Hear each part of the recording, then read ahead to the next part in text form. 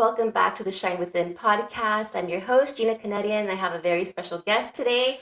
Her name is Rebecca Chandler. She's an author and survivor of childhood sexual abuse. Her book, It Won't Hurt None, a story of courage, healing, and a return to wholeness, details her journey from the depths of trauma to a place of hope and healing, offering a roadmap for others who are struggling with similar issues. Through years of therapy and self reflection, Rebecca was able to heal and reclaim her voice and her power. Rebecca is a strong advocate for survivors of childhood abuse and believes in the power of storytelling to empower others. She looks forward to sharing her truth at conferences and workshops to offer hope and support to others who are struggling with trauma. Rebecca believes that by accepting our past, we can release our trauma to heal and find peace. Rebecca's story is a testament to the human spirit and its ability to overcome even the most devastating of circumstances. Through her words and her courage, she hopes to inspire others to stand in their truth, process their trauma, find their voice, and reclaim their power. Wow. Thank you so much, Rebecca, for joining today. Thank you so much. I'm so excited to talk to you. Yes, I'm excited to have you because, you and I, we just spoke right now and we actually share similar stories. I was sexually abused from the ages of 6 to 12 years old, and I wanted you to go ahead and share your story and what you've gone through and how you were able to heal that. Yeah, thank you so much. I was sexually assaulted by my maternal grandfather from the age of 5 to the age of 13. And that abuse began at first at molesting, what people would call molesting, which is just, hands and all over my body and being violated. And then when I was 6, it was when I was first actually raped with his body. And that continued off and on over the years, and no one knew that I was being sexually assaulted. People saw him behave badly. They saw him reach out and grab and grope and do all kinds of really inappropriate things, but no one said a word. And as I got older, you can imagine, my period started when I was 11, and I was terrified because I put 2 and 2 together. If sex equals babies, that's all. So I was absolutely terrified going into my teen years of what's going to happen to me. And then when I was 13, one night, I was at my grandparents' house. It was quite common for us to be dropped off there to spend a weekend.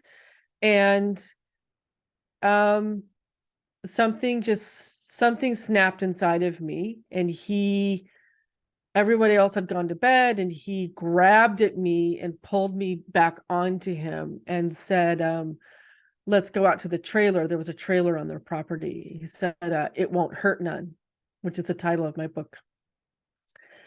And I dissociated, and I could see myself standing in the corner of the kitchen where this was happening, watching my 13-year-old self deal with the fact that he had grabbed me, he had pulled me onto his lap, he was groping me, he was whispering this disgusting stuff in my ear, and I just had had enough, apparently. And I broke through, and I leapt off of him, and I slammed his body against a wall and a chair, and I just said, don't ever touch me again. And in a really violent, horrible way. And I'm not going to use the language in your show. It was very, I threatened his life. And then that night I spent hiding in the corner of my bedroom with the furniture shoved against the door and just waiting for him to try to come and get me. And I told myself that if I couldn't beat him off, I would jump out the window. Like, I was not going to endure another moment. And then, so it ended. It absolutely ended after that night. And what was interesting is that my mind, through over the years of abuse, my mind created what I call fragments or alters or personalities. And I didn't know it at the time, but I had dissociative identity disorder, which is commonly referred to as multiple personality disorder. And I started to listen and hear those voices when I was in high school. And they became very pronounced, particularly 13. She was my anger. She was ever present, always in fight mode, always. And everything was a fight. And then I came out of high school, and at 1920, I had not spoken to anyone about it, never told a single soul about it. And then I had a revelation one morning that, like, if I don't get help, I'm going to have the most miserable life possible. So I went and I started therapy, talk therapy. And that's when I started to discover what the voices in my head were and why they existed.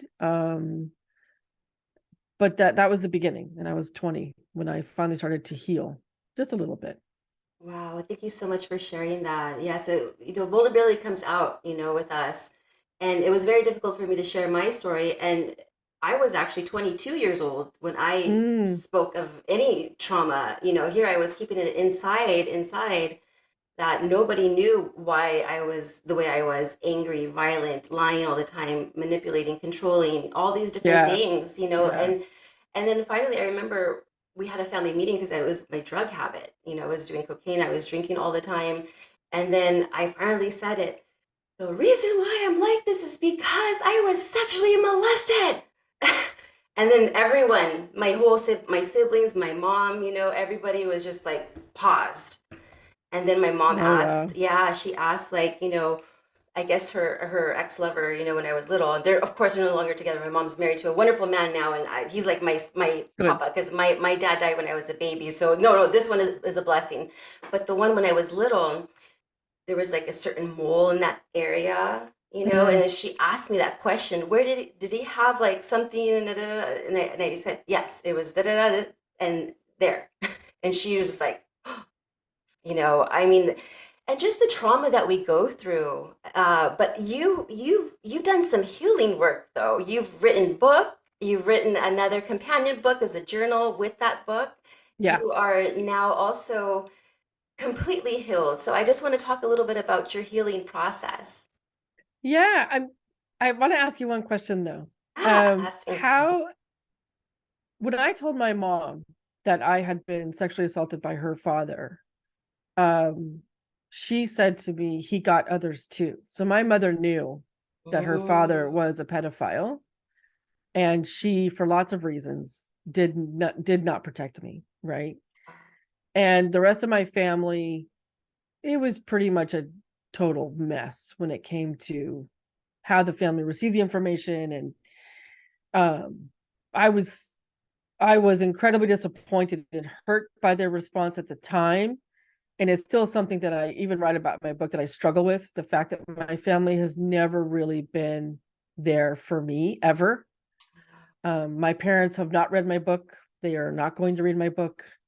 So I just think it's interesting to me that when your mom said, it sounds like, and I might be saying the wrong thing, it sounds like she said, "Well, prove it." Yes. And how did that make you Yes. feel? Because it makes me angry right now. Right, yeah. So do you At mind me asking you that Yeah, question? absolutely. You know what? At that moment, I was just glad that it came out, that anybody's Okay. responses, it didn't matter to me. I was just so happy it finally came out. So Yeah. if they hated it or said prove it, which you're right, you're absolutely right. It was like a prove it to me then. It's like no one would believe us. It's like, come on, like we're not making this crap up. Like after so many years, you're gonna make this kind of crap up. There's no way. Yeah. So Yeah. everyone, Yeah. Yeah. Okay. yeah, Yeah. I'm sorry if that was her response, because that sounds hurtful, and I don't know. yeah. But my healing journey, I went into talk therapy at the time. I'm 53. So I think, to give everyone context, trauma was not on the tip of everyone's tongue. This is in 1990, 91. Mhm. It was not the conversation it is today. Multiple personality disorder was not uh, something that therapists would look for. Mhm. And a lot of people with trauma were diagnosed bipolar, which I ended up being diagnosed bipolar later on. So just to give some context, when I went into my therapist's office and said I was sexually abused as a child, the conversation and the healing that I went through was talk therapy. It was very effective talk therapy. And I learned a lot about myself, and we explored abuse and my parents' really corrosive divorce and all kinds of things. And I left talk therapy after 3 years. It was some pretty major, a major journey on that. And I took a break and I thought, okay, well, that's it. Because again, at the time, there was no conversation about how trauma healing happens in layers. There was none of that conversation was going on. And then I moved out of California and I moved to other places and doing other things. When I came back to the United States after living overseas when I was about 33, and I needed to go back into therapy. And I thought I was done. Mm-hmm. I I didn't understand that it was ever evolving, right? Mm-hmm. Right. Healing just evolves. It doesn't actually stop, it just evolves. So I went back to the same therapist who I trusted and I knew. We kind of picked up where I left off. But if I think about those sessions now, we talked a lot about the same thing over and over, just in different Oh. ways. Mm-hmm. And I think talk therapy, it's easy to get stuck in a Mm-hmm. narrative. And that's why I love talk therapy, but I think it's only part of the process, and that there are other really significant healing approaches that have a permanent lasting effect that I personally don't believe talk therapy offers. Mm-hmm. So I went back to talk therapy, went a couple of years more with this guy, got, thought, hey, I've done it again. Yeah. But all of my traumatic behaviors, I'll call them. So my inability to manage my finances, disastrous relationships, not being able to control my anger, the voices in my head, right? Nothing had been done to address the voices in my head, my serious and dangerous depressive episodes, my compulsive eating disorder, overeating and comfort eating and all that. All of that remained. Mm-hmm. I didn't know how to be in a healthy relationship. And so I think that that's a really, and when I was looking back on it, when I was writing this book, I thought, you know what? I don't think talk therapy does as much as they say talk therapy does, because Right. I was talking about situational things in my problems, but I wasn't resolving any of those behaviors. And the simple Mm-hmm. answer is, of course, is because the trauma, the energy from that trauma was still in my flesh. Yes. And it gives energy to all of those behaviors and all of those problems. And until you resolve the energy, you it's not going to stop. Yes, So absolutely. And how does one resolve that energy? what I decided to do, I got in my 40s, I moved to Kenya. That's what you do when you're in flight. Um, that's what I do when I'm in flight. Yeah.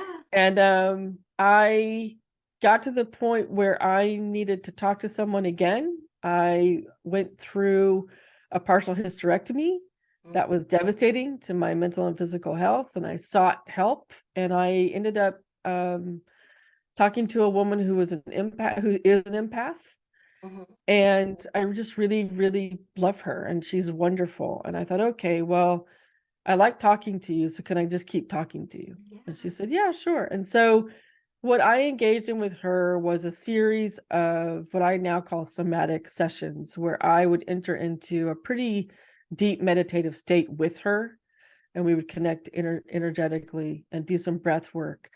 And then I would visualize different environments and tell her what I was seeing. And through those visualizations, she was able to guide me to resolve my trauma. And I can give you an example of one visualization to give Yes, context, please. Yes, right? that'd be great. Yeah. My favorite meditation place in my head is a meadow. And it looks a lot like the meadow on the cover of my book. It's tall trees, it's a forested meadow. It reminds me of where I grew up in the mountains. And I went to the meadow one day with the intention of meeting one of my personalities, and I call her Seven. Mm-hmm. She's the first one I met.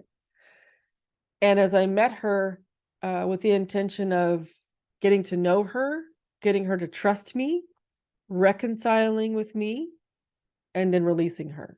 And mind you, I had 4 personalities to do this with.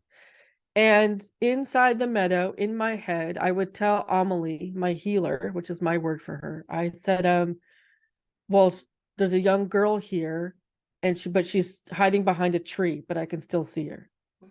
And Amelie would say, well, say hello to her. and ask her if she'll speak to you.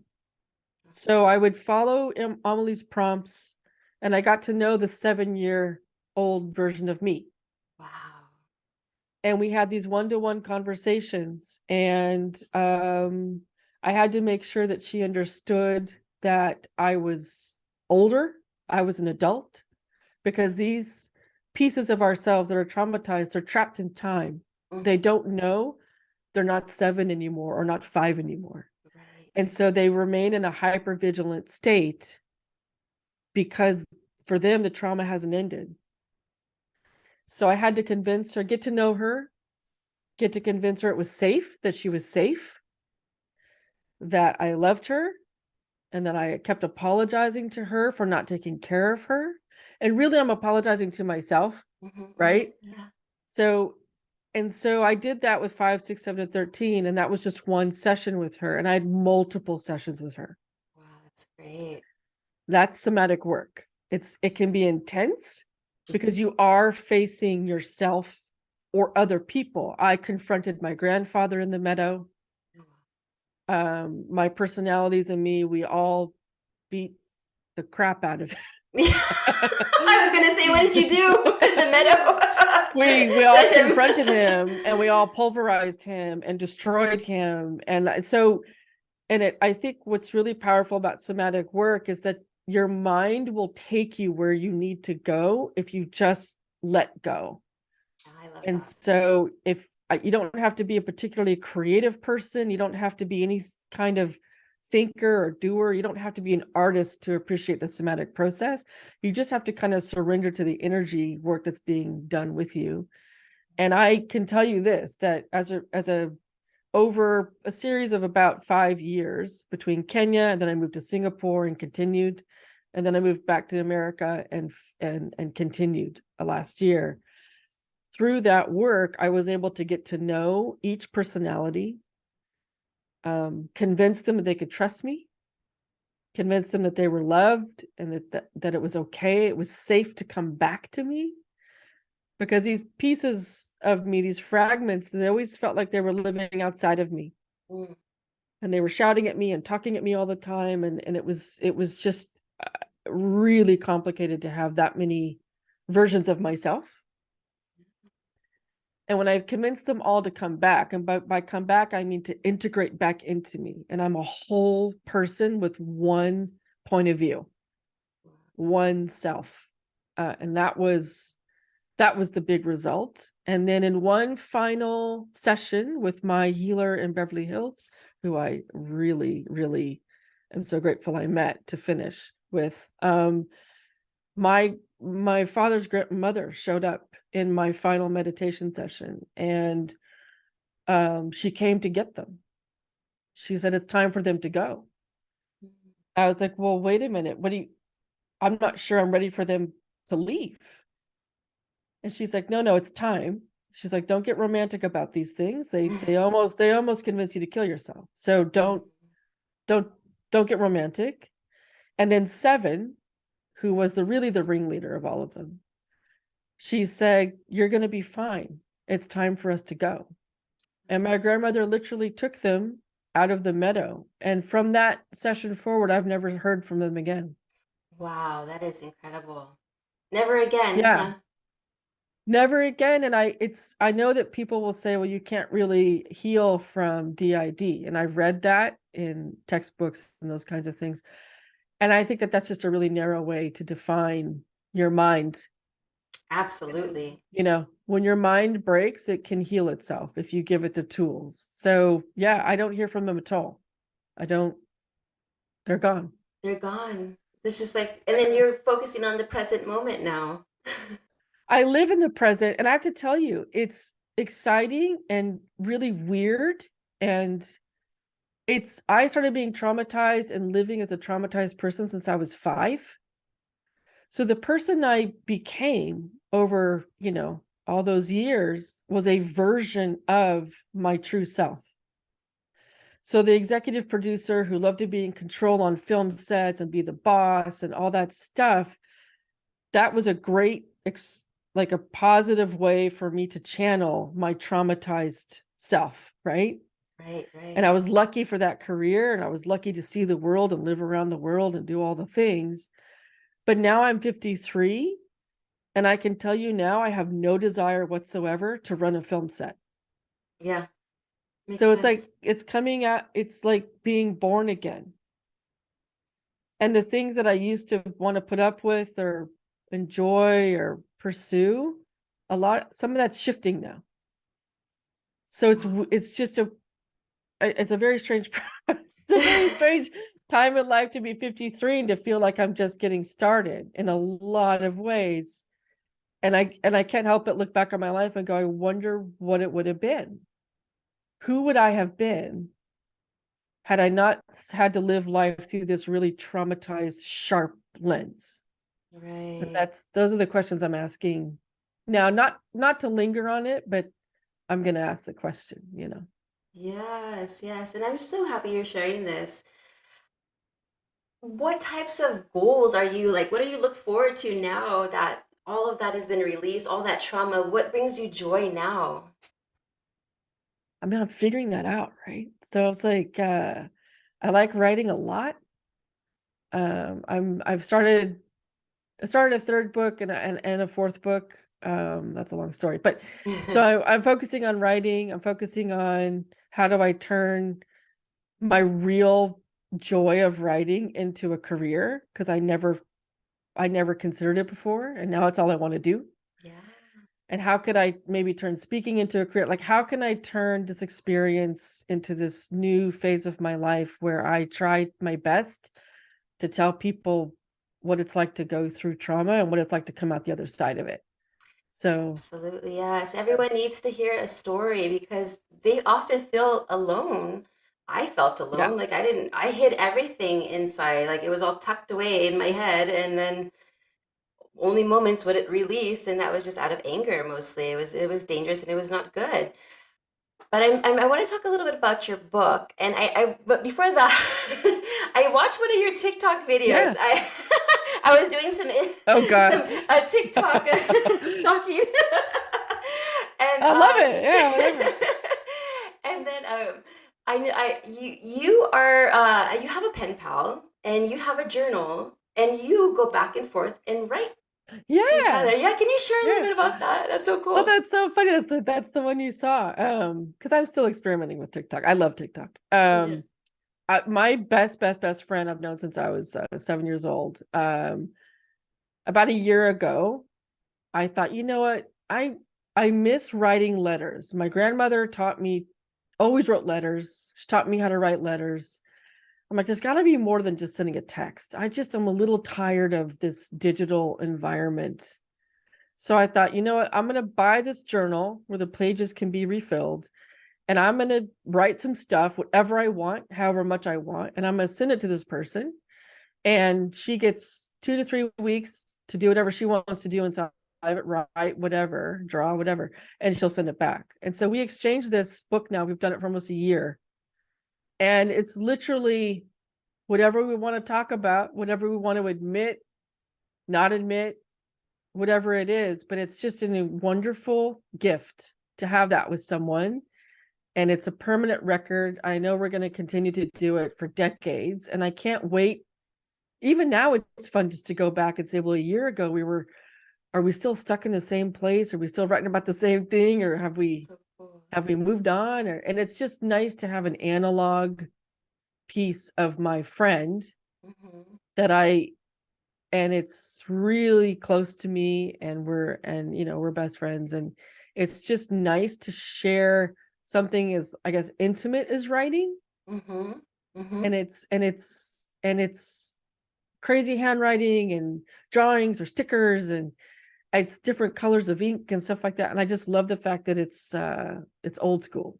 Yes, old school because we're so distracted by the, like you said, cell phones and then Ugh. computers and all this. Whatever happened to having a piece of paper and a pen and just writing things down?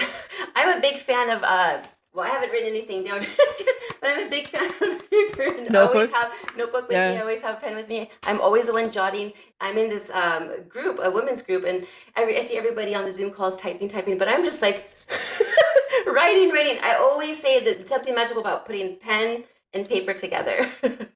There is, and you actually remember it more if you write it. So, Yeah. which if anyone's going into perimenopause and menopause, when the brain fog hits, and it'll hit, write it. Start writing things. Yeah. That's good. Yeah. And do you find that writing is therapeutic as well? I find writing is absolutely cathartic for me. And I know for other people, it would be jogging or painting or whatever. It's, needlework, whatever it is. I think that creativity, everyone's creative.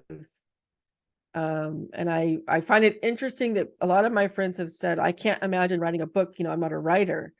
And I have to believe that that comes out of some really antiquated forms of education Mm-hmm. where your writing was graded. I don't know how you would write. I don't know how you would grade something someone wrote. I don't even know how Right. that's possible. Like, how do you grade a painting? I don't know. And I just think that people, everyone's creative. Everyone has a creative outlet. Forget what you were told in school about your Yes. creativity and just embrace it. And there are no rules. There really are no rules. And the internet, if nothing else, has come on kind of democratized everyone's access to being creative and sharing creativity. And, I think that letting that part of your mind release itself is as important as getting your endorphins up when you go to the gym. I think it's the same sort of release. Absolutely. And I agree with you with the schools. Like who are they? How could they judge? Okay, get this. Like I always say in these cooking shows, they're tasting and they're judging the chef's work. But everybody has a different taste palette. How are they going to judge? I don't know. It's just weird I for don't know. me. I mean, good food is either good or it's bad food, but that's because of, like you said, like how it tastes to me. I don't know. I hate those shows. Yeah. I don't like shows where other people judge other people based on Right. some nebulous definition of what good and bad is. It's just like, just stop it. Yes, I Just know. Let them be. just Let them be, be. and the idea that you need to be judged to be worthy and to feel like you've arrived and you have to get a certain grade and you have to do a certain thing. It's just all those constructs just don't serve you. They don't. They're brainwashing us in school. They are. And Yeah. it's, yeah, so Yeah. So with authenticity, also another TikTok video of yours, you were talking about being your authentic self and being your own advocate. yeah, Can yeah. you? And how it, it's hard. It's really hard. And I think that for a lot of people, I don't know what happened after you told your family and all of that, all of that played out, but you're going to have to you're going to have to be your own advocate, take agency of your own healing, of your own journey, your own life, and hopefully find one advocate. Could be a best friend, could be some family, whoever, who will stand in your corner without question and say, I believe this person. I'm going to stand with this person. I'm going to go to appointments with this person. I'm 1,000% in this person's corner. And in my experience, that's not family. If they just, for whatever reason. So take agency of your healing. And I know it's hard. This, especially in America, where insurance and all that stuff is just so complicated. But, there are resources for low cost, no cost help. There's lots of videos on YouTube about getting healed. There's lots of podcasts like this one. Yeah. So but you really have to find a way to dig deep and to go, you know what? This is not going to define my entire life. No, I'm not going to give it that much power. And I'm going to take my voice back and take my power back. Yes. And are you currently doing any conferences or any workshops that are coming up? I'm not. I think I got late into you have to apply to all of these conferences and stuff like that. I'd be very happy, to show up and talk about every, whatever different angle there was to talk about. But it's something I'll pursue for next year. I'll start submitting this year for it. I had no idea that it was like a 12 to 18 month cycle. Oh, wow. I didn't know that either. Yeah, so Oh it's a my thing. goodness. It's a whole thing. So yeah, I hope to keep doing that. And I hope, like I said, healing evolves, it never stops. I spend less time in my head than I ever before, which is a gift. Yeah. And I'm really grateful for that. And I'm grateful for the fact that I wake up today as one person, not five of me. Yes, it's funny because sometimes I still say like, "Oh, we," when I'm speaking, like there's somebody else inside. But that other Right? person is my best friend, and she's the one who roots for me, though. It's not the enemy. It wasn't the evil roommate that was in my head. It's actually my best friend now, and she's the one who's always rooting for me, cheering me on, and just saying, "You just do it." Yeah, and I just made a TikTok about the fact that I didn't understand shame until last year, and I didn't think I had any shame because I never blamed myself for the abuse. But my healer last year, I went to her and said, I have this voice in my head saying, you're a failure, you're fat, you're ugly, all the worst things possible, right? And I said, I think it's my shame. She's like, she said, I know it is. She's like, anytime you hear you in your head, that's not your present self. Mhm. That is a shame centric, debilitating voice that's trying to destroy you, because ultimately shame is injured and wants to be loved. And it comes across as this thing. She's like, when you hear I in your head, I'm doing this, I'm successful, I'll do better next time. Anytime you hear I, that's you, that's your present self, and celebrate that voice. But if you ever hear you in your head, that is not your present self. And she gave me a really simple exercise. She's like, just picture it as a ball of light coming at you, and catch it, say no to it, and then throw it away. I love that. And I did it for a couple of months, and then I stopped hearing it. That's So great. it's So a ball of light. Okay, I'm gonna use that one next time. What I just tell it, if anything negative comes in my head, I just said, "Shut up," and it but goes see, away. but shut up. The thing I did too. I did that too. But shut up is pushing back on the energy, Yeah, it's just right. Yeah. and then it goes back and it doubles down and it comes back at you again, right? Whereas Oh no. if you accept it and receive it and then release it, it's gone. It's passed through. And it's gone for good. And that resistance thing, that when you say shut up, or I'm not going to hear you, I'm not going to listen to you, you're just pushing back against something that's energetic, and now it's going to have to come push back at you again. It's The more energy. you resist, the more it persists. That's it. It's yeah. That's Yeah. like, oh, okay, okay. But if I can picture it as a ball of energy, got it. That was that. I got clear about that. But yeah, it's a journey. Definitely. Ah. So for anyone who is listening and say they do what and they are currently being abused and they want Mm. to share to their family what's going on, what would you suggest is the best angle or best way to go? This is actually one of the guides that's in the back of my companion journal, because my writing partner and I thought it was important to talk about this. I think that before you tell your family, get your advocate, get someone who is going to stand in your corner, and ideally talk to a therapist about it before you talk to your family. Because, and the reason I say that is because family can go 50-50. They can be supportive, or they can destroy you. They can call you a liar. They can throw you out of the house. They can do all kinds of things, right? It's family. You never know what family.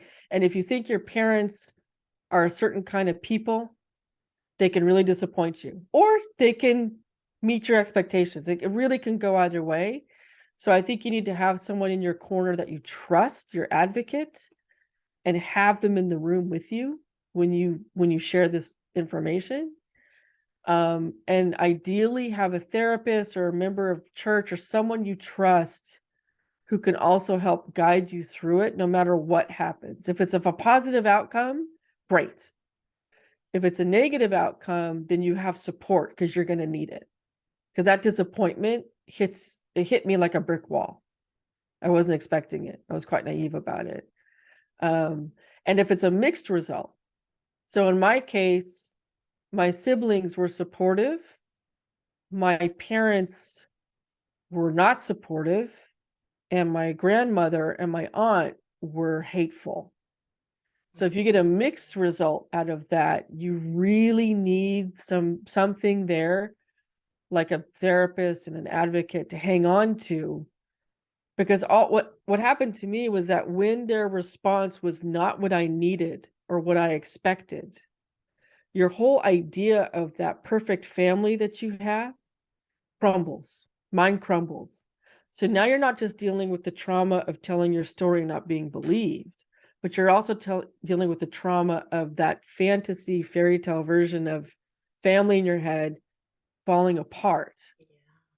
And that's a whole other part of trauma you now have to deal with on top of the first trauma, right? Yeah. So be careful with it, and be kind to yourself with it, and just know that you can do it. And I think it's good to do it. But have support systems in place, because it's tricky, you It know? is, yeah, especially if you're getting all these mixed responses from all these different family members. It's like, who do you like? You don't know what to do, and then you're already suffering, like you said, with the sexual trauma, and then on top of the family trauma, so you have two traumas now to deal with. So you're absolutely right about talking to a therapist, having an advocate, someone who an advocate, a trusted friend, Yeah. and then go from there and just really trust yourself too in the Yeah. process of then telling your family. Yeah. And I cut off all contact with my mom and dad for quite some time after I told everybody, because I needed distance, particularly Mhm, from my mother, because I felt like she betrayed me. mhm. And from my dad for failing to protect me, which is like a childlike response to it, you know. But you need distance, and give yourself the space not to talk to anyone. You don't have to talk to your family. You don't have to, like, it's all of those constructs that are created for us as kids, how you have to be a certain way in your family, and this is your role, and you can't be disrespectful, all that stuff. Just no, that stops. And for your first time in your life, you're going to prioritize yourself, put yourself first. And if it means you don't talk to anybody for a year, then you don't talk to people for a year. Yeah, And you really can't invest any more of yourself in how they're feeling. You need to invest completely in how you're feeling. absolutely. Yeah. I Yeah. love that. Yes, you gotta take care of you, just like the whole airplane thing with the oxygen mask. You gotta put it on you before you Yeah. put on baby. You gotta take care Yeah. of you. That's so Yeah. awesome. And where can people find your books? If you go to my website, RebeccaEChandler.com, there's all kinds of links. Check it out. And yeah, and it's been given several 5-star reviews. I'm quite proud of that book. I know it's not an easy read, but it's hopeful, and I feel really hopeful, and I want people to know that I made it through, and you can make it through too. So hopefully that's what you're left with at the end of the book. Hope. Congratulations on your book. That's awesome. That's one Thank of my you. that's one Thank of you. my goals is to eventually write a book. I've been writing, like I said, I have love writing everything down. I do write, just haven't put it into a book yet. So you're definitely an inspiration, and maybe I'll go ahead and start doing Yeah, just that. just write for 1 hour a night, and eventually you end up with a book. Yeah, That's it. absolutely. It doesn't, and the thing is, don't focus on perfection. I knew that there were going to be editors down the road. I knew that there were going to be people to fix it and make it great, and I found them, and they did that. I just wrote, and I didn't worry about grammar. I didn't worry about any of it. I just wrote, and then I let the people around me that I found help me get to the point where it became a book. So don't get caught up in the details. Just write. Just right, Just right? do it. Yes, Just I know. write. I Yeah. have so many scribbles and marks and this is that. Yeah. Don't do that. Don't edit. Just write. Just right. So, Yeah. where else can people follow you? I am on, oh, you can go to my website, RebeccaEChandler.com. I'm on TikTok, Instagram, Facebook, YouTube-ish, but I'm a bit lazy about posting to YouTube. But really, TikTok and Instagram, I think go there. You'll see the latest content, and I'm just posting me. It's just me. And we'll see how it goes. It's pretty That's new the for me. best way to post. You have to just post you. You don't understand. You'll be attracting everybody because everyone will relate to you. Here, I used to always try to be pretend that I'm somebody else, and then once I started learning to just be my authentic self, then I was meeting all these people. I'm like, oh, Yeah. okay. So Yeah. yeah, just that's awesome that you're just doing that. Just be raw. Just Be just be Rebecca. you. Yeah, just be. And it's like I think I'm lucky that I am a little bit older, so I don't really focus on how many likes and follows and all of that nonsense. I don't care. I don't, that's not why I wake up in the morning. Yeah.